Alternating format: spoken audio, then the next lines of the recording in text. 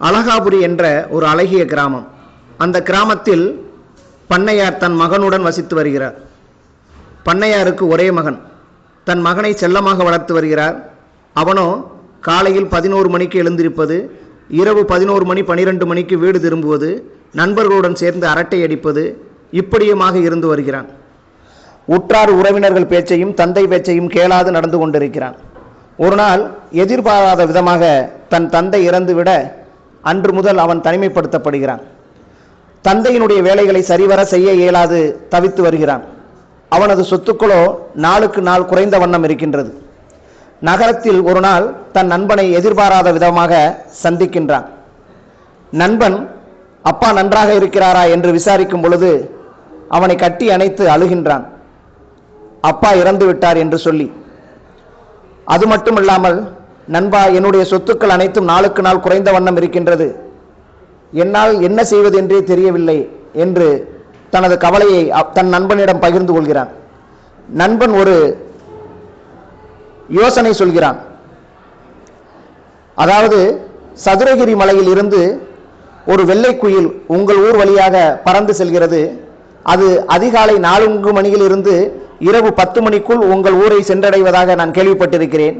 அதை மட்டும் நீ ஒரே ஒரு முறை பார்த்து விட்டாய் என்றால் உனது கஷ்டகாலம் அனைத்தும் தீர்ந்துவிடும், உன் சொத்துக்கள் அனைத்தும் உயர்ந்துவிடும் என்று கூறுகின்றான். இதை நான் இன்று முதல் செய்கிறேன் என்று சொல்லி அதிகாலை 4 மணிக்கு எழுந்திருப்பது, அந்த வெள்ளை குயிலை தேடி நடந்து செல்வதுமாக இருக்கின்றான். அப்பொழுது தன் தென்னந்தோப்புக்கு போகிறான். தென்னந்தோப்பில் திருடர்கள் தேங்காய் பறித்து கொண்டிருக்கிறார்கள்.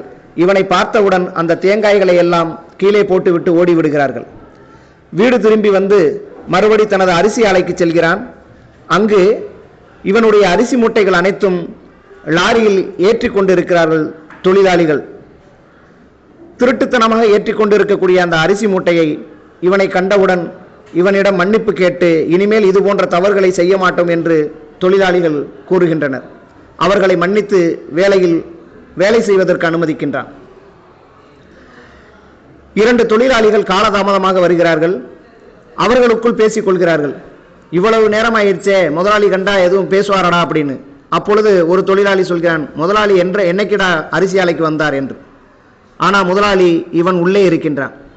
உடனே தொழிலாளியை கண்டித்து, இனிமேல் காலதாமதமாக வருவது என்பது இருக்கவே கூடாது, அப்படி இருந்தால் நீங்கள் வேலைக்கு தேவையில்லை என்று கண்டிக்கிறான். இது போன்ற செயல்கள், அதாவது காலையில் எழுந்திருப்பது, இரவு 10 மணிக்கு வீடு செல்வது, தென்னந்தோப்புக்கு போவது, அரிசி ஆலைக்கு வருவதுமாக இருந்து வருகிறான். இந்த வேலைகள் தினமும் நடந்து கொண்டிருப்பதால் அவனது சொத்துக்கள் நாளுக்கு நாள் உயர்ந்து கொண்டிருக்கிறது. மீண்டும் தன் நண்பனை நகரத்தில் சந்திக்கிறான். அப்பொழுது நண்பனிடம் கூறுகிறான், நண்பா, நீ கூறியது போல் நான் நடந்து கொண்டேன். என்னுடைய சொத்துக்கள் நாளுக்கு நாள் உயர்ந்து கொண்டிருக்கிறது. ஆனால் வெள்ளை குயிலை மட்டும் என்னால் பார்க்கவே முடியவில்லை. நண்பா, குயில் கருப்பாகத்தான் இருக்கும், வெள்ளையாக குயில் இருக்காது. உலகத்தில் வெள்ளை குயில் என்று ஒன்று கிடையாது. உன்னுடைய உழைப்பு தானடா வெள்ளை குயில். நீ காலையில் 4 மணிக்கு எழுந்திருச்சு இரவு 11 மணிக்கு வரைக்கும் உழைக்க கண்டுதான் உன்னுடைய சொத்துக்கள் உயர்ந்தன. அப்ப உழைப்பு தான் வெள்ளை குயில். உனக்காய் ஒரு நாள் விடியும், அது உழைத்தால் மட்டுமே முடியும். நன்றி.